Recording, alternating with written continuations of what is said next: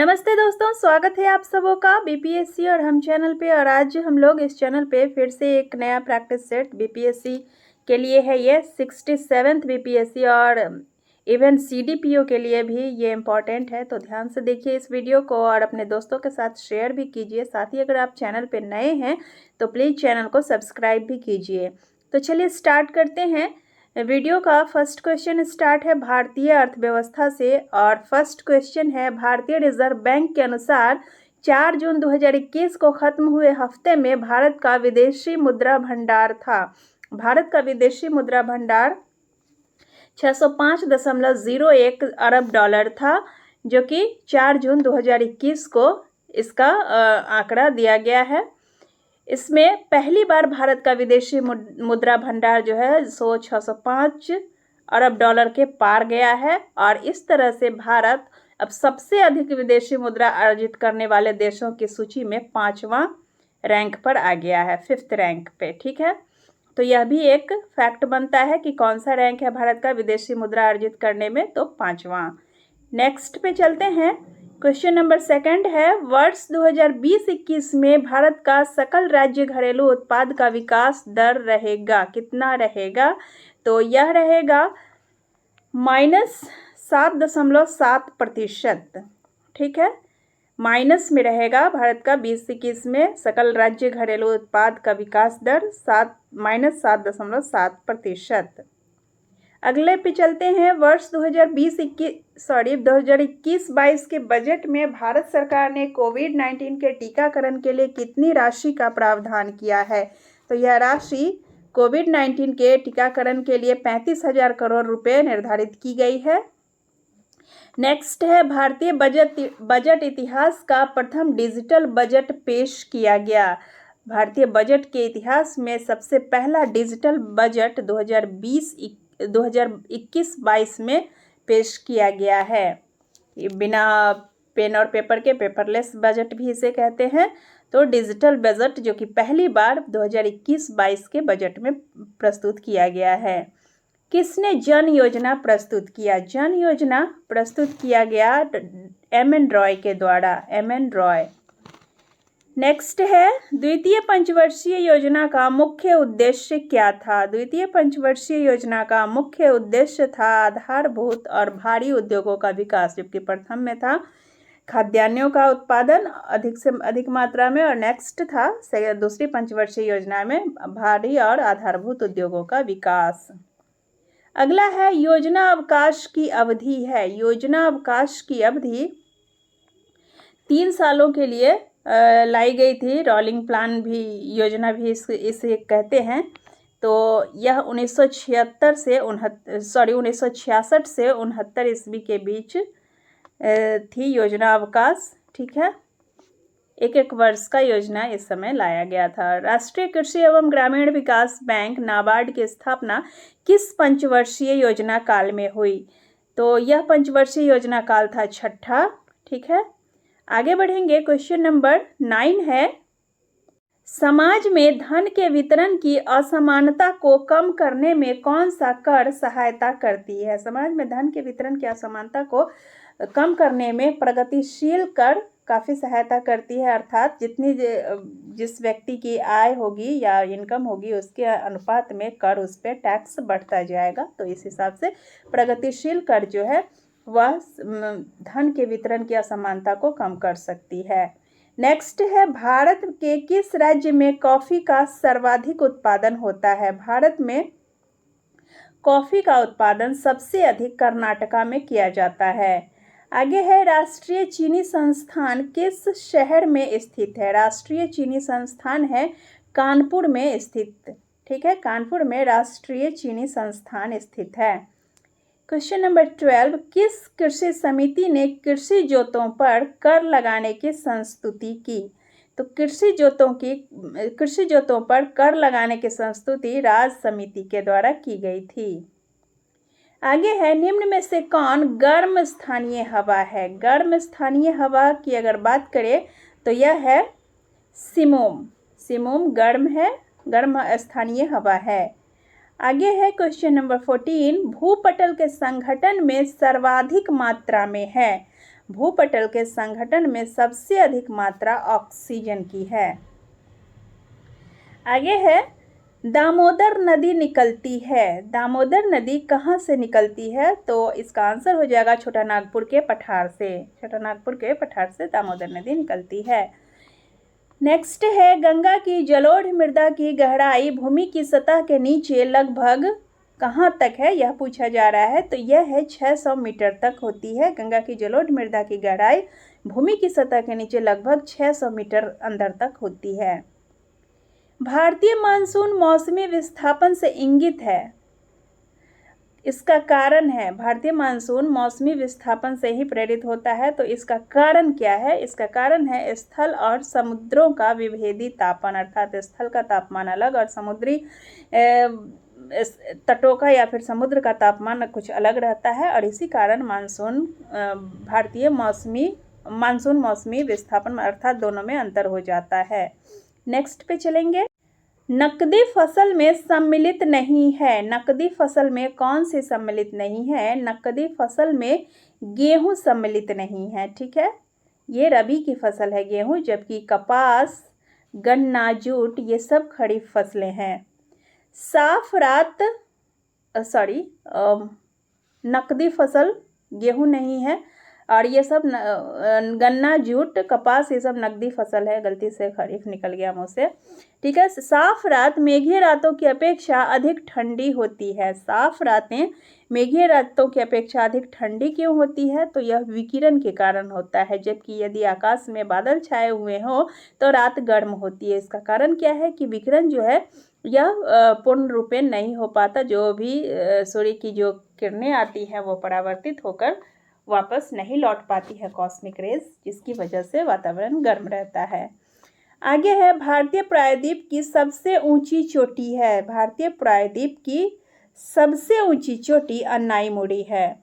प्रायद्वीपीय भारत की अगर पूछा जाए तो सबसे ऊंची चोटी अर्थात दक्षिण भारत की, तो ये अन्नामुड़ी है। नेक्स्ट है, नेलांग घाटी। नेलांग घाटी स्थित है, अर्थात यह कहाँ स्थित है? नेलांग घाटी यह उत्तराखंड में स्थित है। नेलांग घाटी भारत के किस द्वीप का उद्गम ज्वालामुखीय है? भारत के किस द्वीप का उद्गम ज्वालामुखीय है? बैरन द्वीप है भारत में, यह इसका उद्गम जो है ज्वालामुखी, अर्थात यह ज्वालामुखी से ही इसकी उत्पत्ति हुई है। नेक्स्ट है, सर क्रिक विवाद किन दो देशों के मध्य है? सर क्रिक विवाद एक अंग्रेज थे, अंग्रेज अधिकारी, इनका नाम सर क्रिक था, उन्हीं के द्वारा इसका निपटारा किया गया था, लेकिन फिर भी अभी तक असंतोष जारी है। तो यह सर क्रिक विवाद भारत और पाकिस्तान की सीमाओं से संबंधित है, और इसीलिए इसको भारत और पाकिस्तान की सीमा से संबंधित माना जाता है। नागार्जुन सागर परियोजना किस नदी पर स्थित है? नागार्जुन सागर परियोजना जो है यह कृष्णा नदी पर स्थित है। ठीक है, कृष्णा नदी। निम्न नगरों में कौन कर्क रेखा के निकट है? कर्क रेखा के निकट जो नगर है वह कोलकाता है। नेक्स्ट है 26। अब आगे सामान्य विज्ञान पर। इसमें है, जेरंटोलॉजी किनके अध्ययन से संबंधित है? जेरंटोलॉजी जो है यह वृद्ध व्यक्तियों अर्थात वृद्धावस्था से संबंधित है। जब काया क्षीण होने लगती है तो उसी से संबंधित बातों का अध्ययन किया जाता है जेरंटोलॉजी में। ठीक है, जैव विकास को सर्वप्रथम किसने समझाया था? जैव विकास को सबसे पहले समझाने वाले वैज्ञानिक थे लैमार्क। ठीक है, वायु में कौन सी नोबल गैस नहीं होती? वायु में रेडॉन नाम की गैस नोबल गैस नहीं होती है, जबकि हीलियम, आर्गन और नियॉन होती है। आगे है क्वेश्चन नंबर 29। ये क्वेश्चन रजनीश कुमार सर का है, तो ये उन्हीं के बुक से लिया गया है। मैंने सोचा कि बाकी स्टूडेंट्स को भी इसका लाभ दिया जाए, जो बच्चे ये खरीद नहीं पाए हैं। तो आप ध्यान से देखिएगा, इसके सारे क्वेश्चन इनके बहुत ही अच्छे हैं और आपकी तैयारी में ये काफ़ी मददगार साबित होंगे। क्लोरोफिल में कौन सी धातु आयन पाया जाता है? तो क्लोरोफिल में मैग्नीशियम पाया जाता है। मैग्नीशियम धातु पाया जाता है, इस मैग्नीशियम का आयन पाया जाता है। निम्नलिखित में से कौन सा मनुष्य में अवशेषी अंग नहीं है? मनुष्य में अवशेषी अंग सामने वाले जो चपटे दांत होते हैं अर्थात कृंतक, वह अवशेषी नहीं है, जबकि निक्टिटेटिंग पर्दा और कर्णपाल की कर्णाभ मांसपेशियां, वर्मी फॉर्म अपेंडिक्स, ये सब अवशेषी अंग है अर्थात ये एक्स्ट्रा बॉडी पार्ट्स हैं। शक्करों में सबसे मीठी है, शक्करों में सबसे मीठी शक्कर कौन सी होती है? तो आंसर हो जाएगा फ्रक्टोज। फ्रक्टोज शक्कर जो है यह सबसे अधिक मीठी होती है। क्वेश्चन नंबर 32, निम्नलिखित में से किस में ऋणात्मक आवेश होता है? ऋणात्मक आवेश बीटा किरणों पर पाया जाता है। आगे है, जिस तत्व के परमाणु में 2 प्रोटॉन, 2 न्यूट्रॉन और 2 इलेक्ट्रॉन हो उस तत्व का द्रव्यमान संख्या कितना होता है? तो आंसर हो जाएगा द्रव्यमान संख्या बराबर होता है प्रोटॉन और न्यूट्रॉन का योगफल। तो 2 प्रोटॉन और 2 न्यूट्रॉन है तो उसका द्रव्यमान संख्या 4 हो जाएगा अर्थात आंसर बी। इलेक्ट्रॉन से इसमें कोई मतलब नहीं है।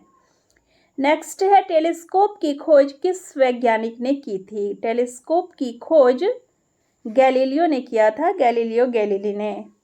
नेक्स्ट है, इस सदी की शुरुआत में हवाई जहाज का आविष्कार किसने किया था? इस सदी की शुरुआत में हवाई जहाज का आविष्कार राइट ब्रदर्स के द्वारा किया गया था। 2 भाई थे जिन्होंने ही मिलकर के हवाई जहाज का आविष्कार किया था। कौन सी इलेक्ट्रॉनिक संरूपण धातु तत्वों के लिए होती है? धातु तत्वों के लिए जो इलेक्ट्रॉनिक संरूपण होता है वह है 2882। ठीक है। नेक्स्ट है, निम्नलिखित में से कौन सा मछली नहीं है? मछली इसमें स्टार फिश नहीं है। ठीक है। आगे है, इनमें से कौन सा स्तनधारी है? स्तनधारी अगर देखा जाए तो व्हेल जो है यह मैमल में आता है अर्थात स्तनधारी है, बल्कि जबकि यह ऑक्टोपस, शार्क और स्काविड वगैरह ये सब स्तनधारी नहीं है। जीवन चक्र के लिहाज से पौधे का सबसे महत्वपूर्ण अंग है, तो जीवन चक्र के लिहाज से पौधे का सबसे महत्वपूर्ण अंग पुष्प होता है। आगे है क्वेश्चन नंबर 40 में है, पपीते में पीले रंग का कारण क्या है? पीले रंग का कारण जो है वह पपीते में करिकोजेंथिन है, पपीते के पीले रंग का कारण। ठीक है। डीएनए में मौजूद शर्करा होती है, डीएनए में मौजूद शर्करा डीऑक्सीराइबोस होती है। ठीक है। निम्नलिखित में से कौन विटामिन का प्राकृतिक स्रोत नहीं है? विटामिन का प्राकृतिक स्रोत दूध नहीं होता अर्थात दूध में 9 के बराबर विटामिन पाया जाता है, जबकि आम, गाजर, पपीता इत्यादि में विटामिन होते हैं। जबकि अगर आप केवल दूध पर आप आश्रित रहते हैं तो आपके शरीर में विटामिन की भारी कमी हो सकती है। निम्न में से किस विटामिन को हार्मोन माना जाता है? कौन सा विटामिन हार्मोन भी माना जाता है? यह विटामिन है विटामिन डी। विटामिन डी को हार्मोन भी माना गया है। आगे है, किस प्राणी के जीवद्रव्य में हीमोग्लोबिन का विलय हो जाता है? केंचुआ के जीवद्रव्य में हीमोग्लोबिन का विलय हो जाता है अर्थात इसके जीवद्रव्य में ही इसका हीमोग्लोबिन जो है मिक्सअप हो जाता है यानी कि घुल जाता है। नेक्स्ट है, मनुष्य के शरीर का तापक्रम नियंत्रित करता है। मनुष्य के शरीर का तापक्रम हाइपोथैलेमस नियंत्रित करता है। एक्सरे मशीन का आविष्कारक है, एक्सरे मशीन का आविष्कारक विल्हेम रोएंटजेन है। अत्यधिक घनत्व वाले नक्षत्रों को क्या कहते हैं? अत्यधिक घनत्व वाले नक्षत्रों को न्यूट्रॉन स्टार्स कहा जाता है। न्यूट्रॉन स्टार्स, इनका घनत्व बहुत ही अधिक होता है इन नक्षत्रों का। आगे है बिहार स्पेशल से क्वेश्चन नंबर 48, बिहार के बजट 2021-22 के अनुसार इस वर्ष राजकोषीय घाटा सकल राज्य घरेलू उत्पाद का रहेगा अर्थात कितना रहेगा? तो यह हो जाएगा 2.97%। 2.97%। वर्ष 2019-20 में बिहार में प्रति व्यक्ति बिजली खपत कितनी थी? तो आंसर हो जाएगा 322 किलोवाट पर आवर, अर्थात एक आवर में 322 किलोवाट खर्च किया था बिहार के प्रति व्यक्ति ने। केंद्रीय सांख्यिकी संगठन भारत सरकार के आंकड़े के अनुसार वर्ष 2019-20 में बिहार का प्रति व्यक्ति आय या प्रति व्यक्ति शुद्ध राज्य घरेलू उत्पाद स्थिर मूल्य पर है। स्थिर मूल्य पर इसमें हो जाएगा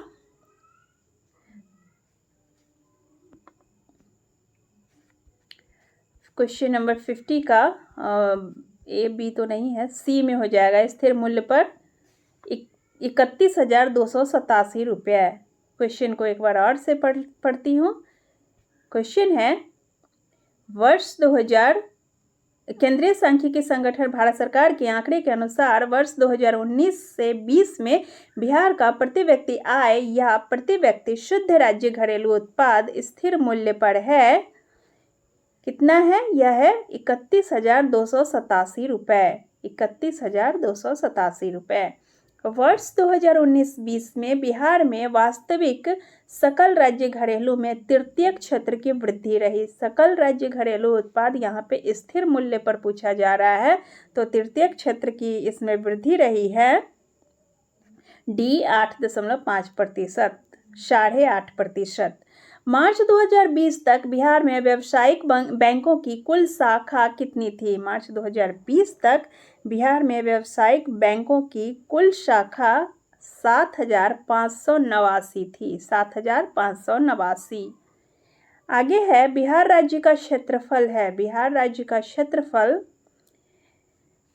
94,163 वर्ग किलोमीटर है। 94,163। ठीक है। आगे है 2011 के जनगणना के अनुसार बिहार में 4 सर्वाधिक साक्षर जिले हैं। तो बिहार में सबसे ज़्यादा साक्षर 4 जिले हैं, रोहतास, पटना, भोजपुर और मुंगेर। इन सबका क्रम हो जाएगा रोहतास, पटना, भोजपुर और मुंगेर। आगे चलते हैं क्वेश्चन नंबर 55। बेगूसराय में स्थित कांवड़ झील पक्षी अभयारण्य का क्षेत्रफल कितना है? कांवड़ झील पक्षी अभयारण्य का क्षेत्रफल जो है यह 63.12 वर्ग किलोमीटर है। आगे पूछा जा रहा है पटना उच्च न्यायालय की स्थापना कब हुई? पटना उच्च न्यायालय की स्थापना 9 फरवरी 1916 को हुई थी। बिहार में गंगा नदी की लंबाई है। बिहार में गंगा नदी की लंबाई 425 किलोमीटर है। आगे है जून 2021 में जारी नीति आयोग की SDG भारत सूचकांक 2020-21 में सस्ती और स्वच्छ ऊर्जा में बिहार का अंक कितना है? आंसर हो जाएगा बिहार का अंक इसमें 78 यानी कि 78 है। SDG यानी कि भारत स्वच्छ ऊर्जा में बिहार का अंक 78 है। मुख्यमंत्री श्री नीतीश कुमार किस जिले में स्थित गुवारीडीह टीले को ऐतिहासिक रूप में विकसित करने की घोषणा की? तो मुख्यमंत्री श्री नीतीश कुमार ने गुवारीडीह टीले को ऐतिहासिक रूप में विकसित करने की घोषणा की है और यह टीला जो है यह भागलपुर में स्थित है। आगे चलते हैं क्वेश्चन नंबर 60। बिहार में चिरांद, सारण एवं चेचर वैशाली से किस युग के अवशेष प्राप्त हुए हैं? तो बिहार में अवशेष प्राप्त हुए हैं नव प्रस्तर युग से और ये सब के सब है सारण। चिरांद जो है यह सारण में है और चेचर जो है यह वैशाली में है। तो ये दोनों ही स्थल नव प्रस्तर युग के हैं, जिसमें कि चिरांद है सारण में स्थित और चेचर है वैशाली में स्थित। अंग महाजनपद की राजधानी कहाँ थी? अंग महाजनपद की राजधानी जो है यह चंपा में स्थित थी। ठीक है। आगे चलेंगे। इसमें गिरिब्रज की राजधानी तो जानते हैं अपने बिहार का ही पुराना नाम गिरिब्रज था। मिथिला विदेह की राजधानी वैशाली भी था लिच्छवी गणराज्य का और ये चंपा अंग की। किस सुल्तान ने राजगीर में स्थित जैन मंदिरों को अनुदान दिए? तो राजगीर में स्थित जैन मंदिरों को अनुदान दिया था फिरोज शाह तुगलक ने। फिरोज शाह तुगलक। क्वेश्चन नंबर 63, बिहार प्रांतीय सम्मेलन कांग्रेस का 7वां अधिवेशन कहाँ हुआ था? बिहार प्रांतीय सम्मेलन कांग्रेस का 7वां अधिवेशन जो है यह हुआ था छपरा जिले में, छपरा में। नेक्स्ट है, हिंदी पैट्रियट के किस संस्थापक ने नील पीड़ित किसानों का पक्ष लिया था? हिंदी पैट्रियट के संस्थापक उस समय हरिश्चंद्र मुखर्जी थे। इन्होंने नील पीड़ित किसानों का पक्ष लेते हुए उनसे संबंधित जो पीड़ाएं थी उनको उसको अपने इस पत्र में अर्थात अपने इस अखबार में जगह दी थी। हिंदी साप्ताहिक देश का प्रकाशन प्रारंभ किया था हिंदी साप्ताहिक देश, इसका प्रकाशन प्रारंभ किया था राजेंद्र प्रसाद ने। आगे है, बिहार के स्वराज्य पार्टी की स्थापना हुई। बिहार के स्वराज्य पार्टी की स्थापना फरवरी 1923 में की गई थी। बिहार के क्रांतिकारी नेता खुदीराम बोस के वकील थे। बिहार के क्रांतिकारी नेता जिनको मुजफ्फरपुर में गिरफ्तार किया गया था बम गिराने के जुर्म में 1908 में, और इस समय इनके जो वकील थे यह थे कालिदास बसु। ठीक है, आगे है, प्रभावती देवी किस क्षेत्र की स्वतंत्रता सेनानी थी? प्रभावती जयप्रकाश नारायण की पत्नी थी और इनका कार्य क्षेत्र जो है यह पटना था। ठीक है, महात्मा गांधी का पहली बार बिहार में आगमन कब हुआ था? महात्मा गांधी पहली बार बिहार में 10 अप्रैल 1917 को आए थे। ठीक है, चंपारण मामले से संबंधित कार्य में अपना सहयोग देने के लिए। ठीक है, आगे चलते हैं क्वेश्चन नंबर 70। क्वेश्चन नंबर 70 है, भारतीय राज्य व्यवस्था से भारतीय राष्ट्रीय आपातकाल की घोषणा कर सकते हैं तब, राष्ट्रपति राष्ट्रीय आपात की घोषणा कर सकते हैं तब, अर्थात कब कर सकते हैं यह पूछा जा रहा है। तो इसमें आंसर देखते हैं कि कौन हो जाएगा। उन्हें लगे कि भारत की सुरक्षा खतरे में है। नहीं, ऐसा कोई प्रावधान नहीं है, क्योंकि राष्ट्रपति स्वयं ही यह निर्णय नहीं कर सकते कि भारत की सुरक्षा खतरे में है तब तक जब तक कि उनको इस संबंध में कोई लिखित जो परामर्श या विचार न दिया जाए। प्रधानमंत्री उन्हें ऐसा करने के लिए परामर्श दे, यह भी नहीं होगा। ठीक है, क्योंकि ऐसा भी कोई प्रावधान नहीं है कि प्रधानमंत्री अपनी मर्जी से राष्ट्रपति को राष्ट्रीय आपात लगाने का परामर्श दे। और तीसरा देखते हैं, उन्हें ऐसा करने के लिए केंद्रीय कैबिनेट का लिखित निर्णय प्राप्त हुआ। ऑफ कोर्स ये सही है, अर्थात ऐसा करने के लिए उनको केंद्रीय कैबिनेट अगर लिखित में निर्णय देती है या आदेश देती है या फिर सजेशन देती है, सजेस्ट करती है, तभी राष्ट्रपति राष्ट्रीय आपात की घोषणा कर सकते हैं। और फोर्थ है, संसद ऐसी उद्घोषणा करे, प्रस्ताव पारित करे, तो यह भी नहीं होगा। नेक्स्ट है, राष्ट्रीय आपात की उद्घोषणा का स्वतः प्रभाव होता है। राष्ट्रीय आपात की उद्घोषणा का स्वतः प्रभाव अनुच्छेद 19 के अंतर्गत प्राप्त मूल अधिकारों का निलंबन होता है। अगर राष्ट्रीय आपात का उद्घोषणा हो गया तो उस समय अनुच्छेद 19 के अंतर्गत जो भी मूल अधिकार दिए गए हैं उनका निलंबन हो जाता है, अर्थात वे सब तत्काल रूप से निलंबित कर दिए जाते हैं, समाप्त कर दिए जाते हैं।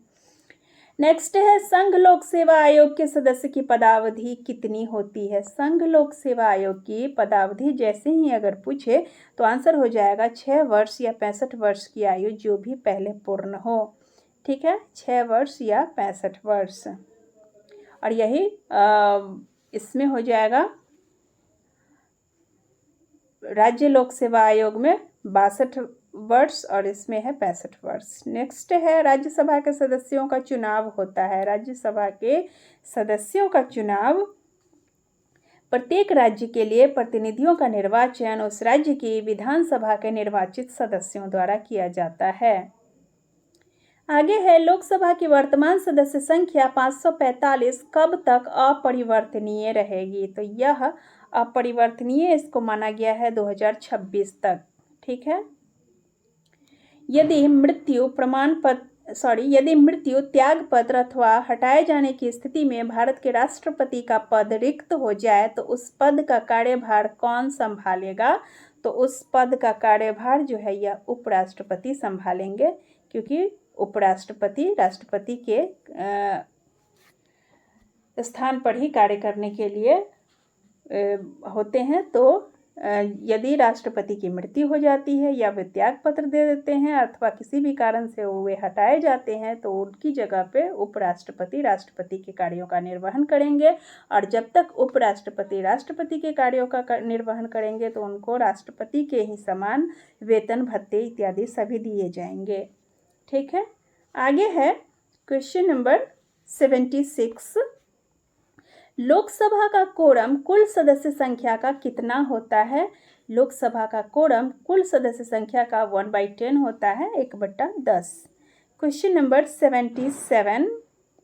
भारतीय संविधान में राज्य के नीति निर्देशक तत्व ग्रहण किए गए, यह आयरलैंड से ग्रहण किया गया था। निम्नलिखित में से कौन सा मूल अधिकारों में सम्मिलित नहीं है? मूल अधिकारों में सम्मिलित नहीं है संपत्ति का अधिकार। संपत्ति का अधिकार पहले मूल अधिकार में था, जिसको हटा दिया गया है 1978 के संवैधानिक संशोधन 44वें संविधान संशोधन के द्वारा। ठीक है, और इसे मात्र एक अधिकार, कानूनी ही अधिकार रहने दिया गया है। ठीक है, और इसको लेकर के पहले 7 थे मूल अधिकार, लेकिन अब वर्तमान में 6 ही रह गए हैं। नेक्स्ट है समसामयिकी से संबंधित अर्थात करंट अफेयर्स में आ गए अब हम लोग। जून 2021 में सतत विकास समाधान नेटवर्क और बर्टल्समैन स्विफ्टिंग द्वारा जारी सतत विकास रिपोर्ट में भारत का स्थान है, इसमें भारत का स्थान जो है वह 120वां है, 120th। ठीक है, जून 2021 में सतत विकास समाधान नेटवर्क और बर्टल्समैन स्विफ्टिंग द्वारा जारी सतत विकास रिपोर्ट में प्रथम स्थान पर है। इसमें प्रथम स्थान पर 1 मिनट, इसमें प्रथम स्थान पर जो है वह फिनलैंड है और इसमें भारत का स्थान जो है वह 120वां है, अभी हमने पढ़ा। ठीक है, और प्रथम स्थान पर इसमें फिनलैंड है। आगे चलेंगे। 14 जून 2021 को नाटो शिखर सम्मेलन 2021 कहाँ संपन्न हुआ? नाटो का शिखर सम्मेलन यह ब्रसेल्स के बेल्जियम के ब्रसेल्स में आयोजित हुआ था। यह 14 जून 2021 को आयोजित की गई थी।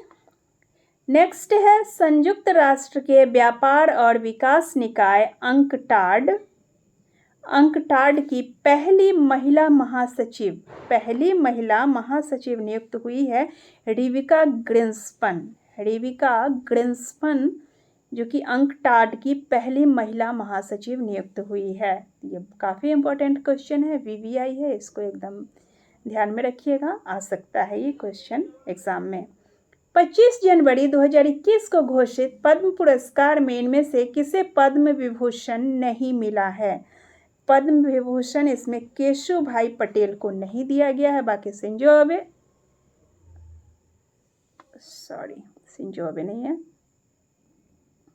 केशु भाई पटेल को नहीं दिया गया है। आगे है वज्र प्रहार 2021 किन 2 देशों के बीच सैन्य अभ्यास है? वज्र प्रहार जो है यह भारत और अमेरिका के बीच सैन्य अभ्यास है, भारत और अमेरिका।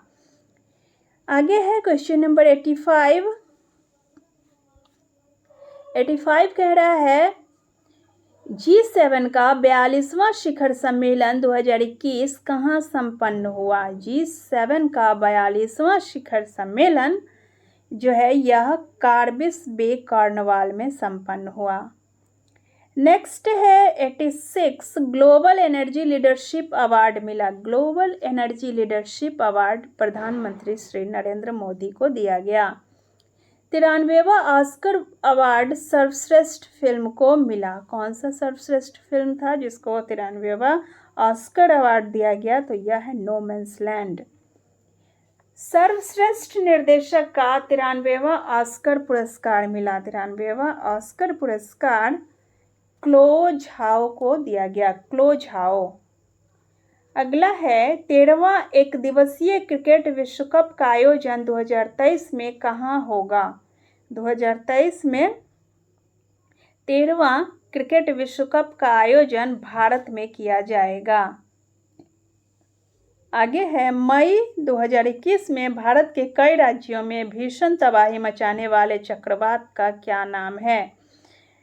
भीषण तबाही मचाने वाले चक्रवात जिसने मई 2021 में भारत के कई राज्यों में तबाही मचा दी थी, उसका नाम है ताउते।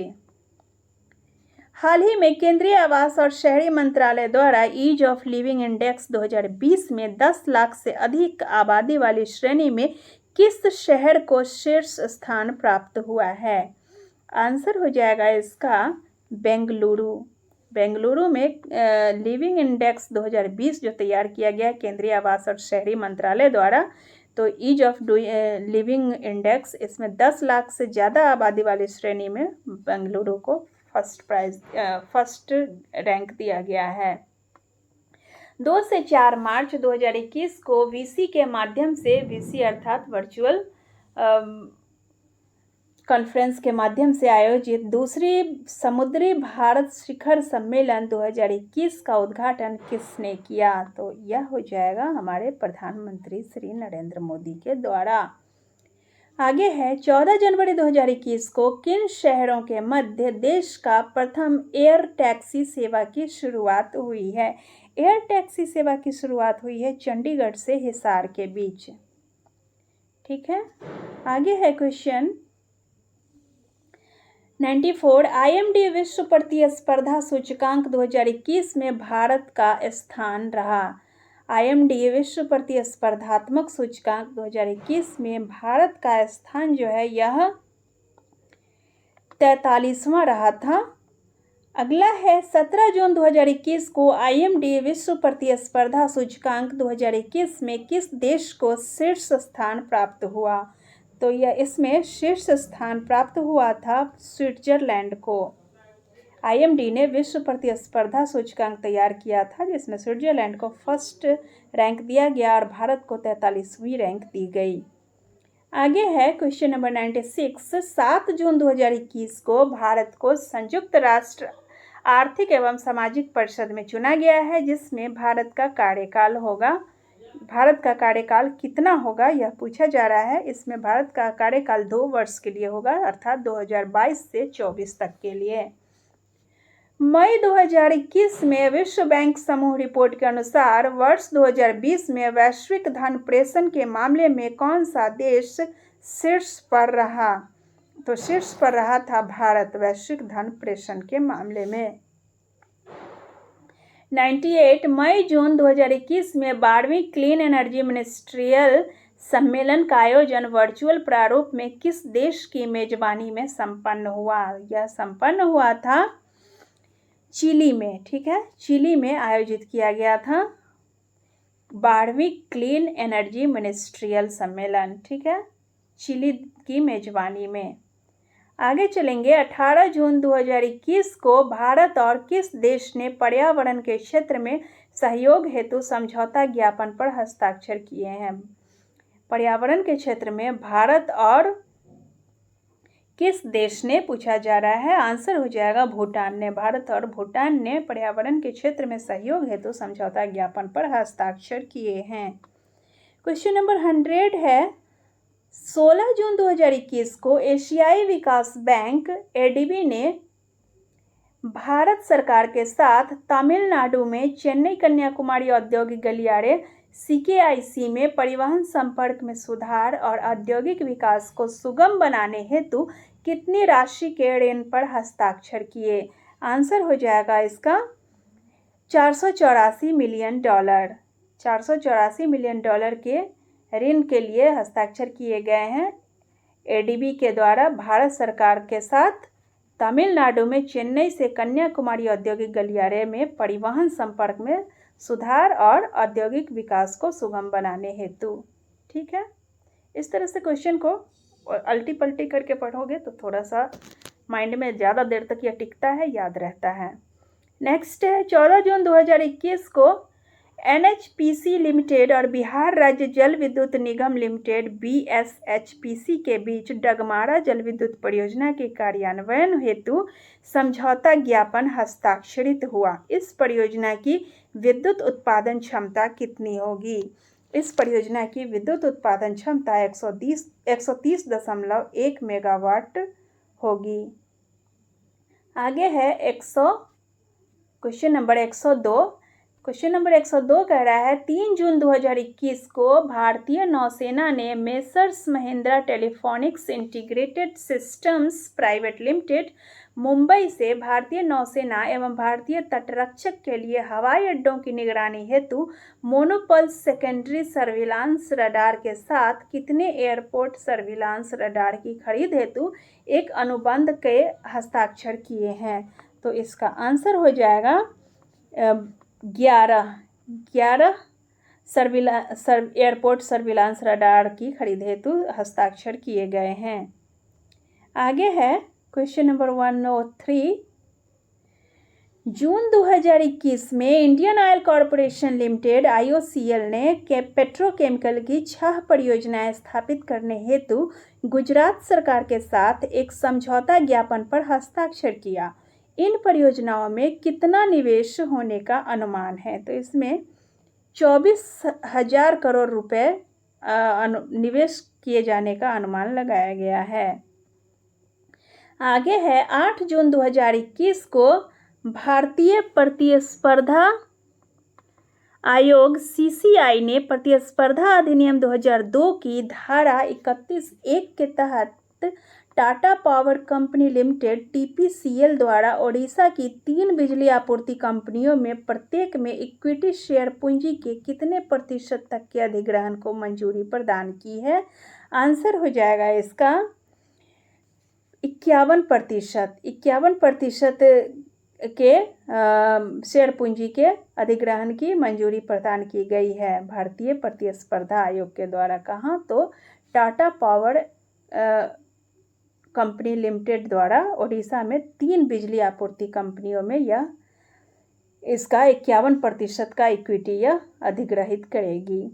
21 मई 2021 को भारतीय नौसेना के पहले विध्वंसक जहाज INS राजपूत को कार्यमुक्त कर दिया गया। इसको किस वर्ष कमीशन किया गया था? INS राजपूत को कमीशन किया गया था वर्ष 1980 में। यह नौसेना का एक विध्वंसक जहाज है। आगे है मार्च 2021 में ICC द्वारा जारी रैंकिंग में T20 क्रिकेट में 17 वर्षीय किस महिला क्रिकेट खिलाड़ी को शीर्ष स्थान प्राप्त हुआ? ICC द्वारा जारी रैंकिंग में T20 क्रिकेट में 17 वर्षीय महिला क्रिकेट खिलाड़ी को शीर्ष स्थान प्राप्त हुआ। यह थी शेफाली वर्मा। अब अगला क्वेश्चन है गणित से। तो इसमें भी यदि F समानुपात या सच दैट XY ये करके है क्वेश्चन, ठीक है। ये सबको आप वीडियो रोक करके आप क्वेश्चन को सॉल्व कर सकते हैं। यहाँ भी रीजनिंग का क्वेश्चन है, यदि किसी कोड में डिसाइड के स्थान पर ये लिखा जाता है, ठीक है। इसको रोक करके आप देख सकते हैं ये भी क्वेश्चन। इसको कोई फ़ायदा नहीं है पढ़ने का क्योंकि सॉल्व करने में टाइम लग जाएगा। चलते हैं आगे। कथक किस राज्य की नृत्य है? कथक जो है यह किस राज्य की नृत्य है शैली है यह पूछा जा रहा है। यह केरला की नृत्य शैली है, ठीक है। कथक केरला का। कथक किस राज्य की नृत्य शैली है? यहाँ पे कथक जो है ये, चलो मुझे इस पे डाउट है, आप लोग इसका आंसर दीजिए 117 का कमेंट बॉक्स में। 117 का आंसर कथक किस राज्य की नृत्य शैली है, ठीक है। क्वेश्चन नंबर 118 पर चलते हैं। 118 साहित्य अकादमी की स्थापना कब हुई थी? साहित्य अकादमी की स्थापना जो है यह 1954 में की गई थी। सैंचल झील स्थित है। सैंचल झील जो है यह दार्जिलिंग पश्चिम बंगाल में स्थित है। केंद्रीय चावल अनुसंधान संस्थान स्थित है। केंद्रीय चावल अनुसंधान संस्थान कटक में स्थित है। राष्ट्रीय ध्वज के चक्र में कितनी तीलियां हैं? Very simple question. राष्ट्रीय ध्वज के चक्र में 24 तीलियां होती हैं। ठीक है। क्वेश्चन नंबर 122, राष्ट्रीय ध्वज की लंबाई चौड़ाई का अनुपात क्या है? राष्ट्रीय ध्वज की लंबाई चौड़ाई का अनुपात जो है वह 3:2 होता है। महामना की उपाधि किन्हें दी गई है? महामना मदन मोहन मालवीय को कहा जाता है। केंद्रीय सुरक्षा बल की स्थापना कब हुई थी? केंद्रीय सुरक्षा बल की स्थापना 1969 में की गई थी। ठीक है, आगे बढ़ते हैं। तो केंद्रीय सुरक्षा बल की स्थापना जो है वह 1969 में की गई थी। आगे है, अब आ जाते हैं भारतीय इतिहास एवं संस्कृति से संबंधित क्वेश्चंस हैं। तो यहाँ पर 125 से स्टार्ट है। कांग्रेस के अधिवेशन में कांग्रेस के लिए संविधान का निर्माण हुआ। कांग्रेस के लिए संविधान का निर्माण कांग्रेस के किस सम्मेलन में हुआ था? तो इसका आंसर हो जाएगा मद्रास में। भारत मित्र पुस्तक के संस्थापक या संपादक थे? भारत मित्र पुस्तक के संस्थापक या संपादक थे बाल मुकुंद मित्र। बाल मुकुंद मित्र। आगे है, किस युद्ध में टीपू सुल्तान बहादुरी से लड़ता हुआ वीर गति को प्राप्त हो गया? वीर गति को प्राप्त हुआ था टीपू सुल्तान चतुर्थ आंग्ल मैसूर युद्ध में। ठीक है, चतुर्थ आंग्ल मैसूर युद्ध जो कि 1799। ठीक है, आगे है, भारत का प्रथम वायसराय किसे कहा जाता है? भारत का प्रथम वायसराय जो है यह किसे कहा जाता है? यह लॉर्ड कैनिंग को कहा जाता है। आगे है क्वेश्चन नंबर 129, मराठों की गुरिल्ला युद्ध नीति दक्कन में उनकी शक्ति के रूप में उभरने का प्रमुख कारण थी। उन्होंने इसे संभवतः किससे लिया था? तो यह उन्होंने लिया था, यहाँ पे पूछा जा रहा है, तो इसका आंसर हो जाएगा आपको मलिक अंबर, जो कि अहमदनगर के थे शासक, उन्हीं से उन्होंने लिया था। आगे है, मराठों के अधीन सरंजम क्या था? मराठों के अधीन सरंजम प्रथा जो थी यह जमीन की इकाई जिसका राजस्व सैनिक अधिकारियों को उनके वेतन के बदले दिया जाता था। यह एक प्रकार की व्यवस्था थी जिसके अंतर्गत जमीन की एक टुकड़ी को सैनिक अधिकारियों को उनके वेतन के बदले दिया जाता था। एक खास टुकड़ी के से जितना राजस्व आता था वह उनको दिया जाता था। इनमें से किसे शिवाजी के बाद गुरिल्ला युद्ध शैली का प्रवर्तक माना जाता है? गुरिल्ला युद्ध का प्रवर्तक शिवाजी के बाद बाजीराव प्रथम को माना जाता है। यही बाजीराव प्रथम मस्तानी वाले बाजीराव थे। ठीक है, जिनके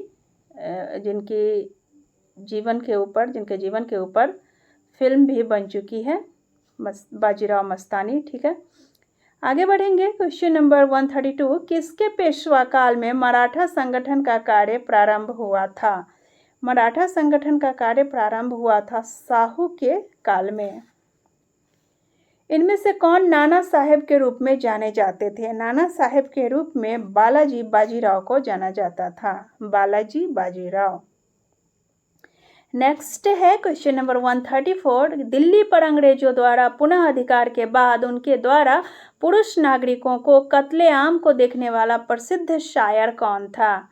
दिल्ली पर जब अंग्रेजों का अधिकार हो गया तो उसके बाद जितने भी पुरुष नागरिक थे उन सबको काट दिया गया। तो यह देखने वाला जो शायर थे वह थे मिर्ज़ा गालिब। ठीक है, उन्होंने ही यह संस्मरण लिखा है जिसकी वजह से आज हम उस समय के इतिहास से परिचित हो पाते हैं। The Indian war of independence 1857 नामक पुस्तक के लेखक कौन है? The Indian war of independence लिखा है विनायक दामोदर सावरकर अर्थात वीडी सावरकर ने। ठीक है, आगे है, संगीत से संबंधित रचना तुहफतुल हिंद के लेखक थे मिर्ज़ा मोहम्मद। आगे चलेंगे क्वेश्चन नंबर 137 पे। 137 है, किसने मान कुतूहल का अनुवाद राग दर्पण के नाम से औरंगजेब को अर्पित किया? औरंगजेब को राग दर्पण के नाम से मान कुतूहल नामक पुस्तक का अनुवाद अर्पित किया था फकीरुल्लाह ने। अथर्ववेद में पूछा जा रहा है कि कितने सूक्त और कितने अध्याय हैं। तो अथर्ववेद में जो है, अथर्ववेद में 20 अध्याय है, 731 सूक्त है। ठीक है, अथर्ववेद में 20 अध्याय और 731 सूक्त हैं। बौद्ध धर्म के किस शाखा ने गौतम बुद्ध के मूल उपदेशों को अपनाया? मूल उपदेशों को अपनाने के लिए बौद्ध धर्म की महायान शाखा प्रचलित है। सॉरी, हीनयान। महायान तो इसमें वो हो गया, हीनयान, जो कि गौतम बुद्ध के जो मूल उपदेश है उनको ज्यों के त्यों अपनाया गया था। बौद्ध धर्म की 2 शाखाएं शुरू में हुई, महायान और हीनयान, फिर वज्रयान वगैरह कई शाखाओं में टूट जाता है। तो ये जो हीनयान है यह मूल विचारों को मानता है। कीर्ति कौमुदी पुस्तक की रचना है, पुस्तक किसकी रचना है यह पूछा जा रहा है। तो यह कीर्ति कौमुदी जो है यह सोमेश्वर की रचना है। आगे है क्वेश्चन नंबर 141, विशिष्टाद्वैत की स्थापना की। विशिष्टाद्वैत की स्थापना रामानुजाचार्य के द्वारा की गई थी। विशिष्टाद्वैत की स्थापना रामानुजाचार्य, वीरा। ठीक है, इसे याद रखने के लिए विशिष्टाद्वैत, वीरा, वी इट मीन्स विशिष्टाद्वैत, रा इट मीन्स रामानुजाचार्य।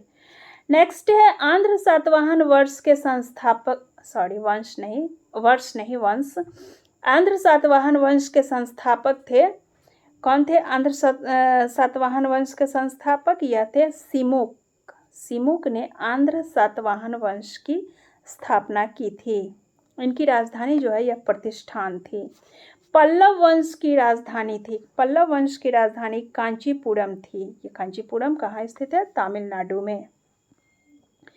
किस सिंध स्थल से सूती कपड़े के ठोस सबूत मिले हैं? सूती कपड़े के ठोस सबूत मिले हैं मोहनजोदड़ो से।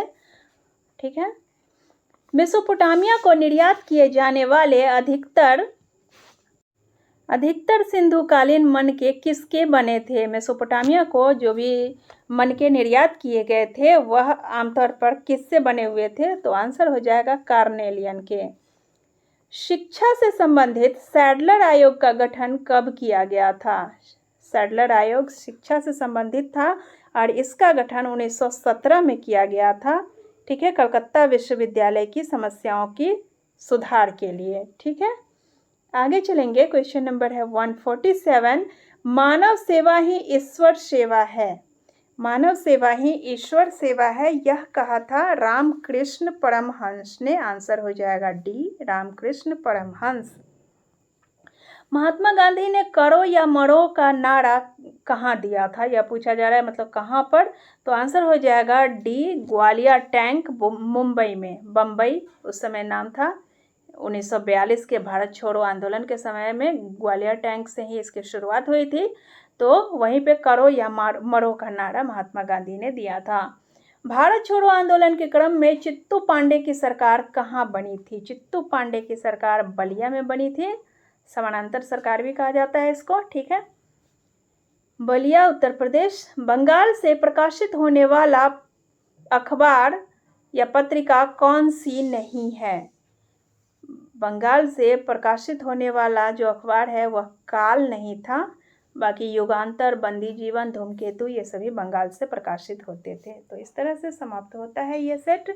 नेक्स्ट सेट में फिर आपसे मुलाकात होगी। दोस्तों, अगर आप चैनल पे नए हो तो प्लीज़ चैनल को सब्सक्राइब कीजिए, अपने दोस्तों के साथ इस वीडियो को शेयर कीजिए। साथ ही वीडियो कैसी लगी इस संबंधित लाइक और कमेंट जरूर कीजिए। Thank you for watching this video. Bye bye.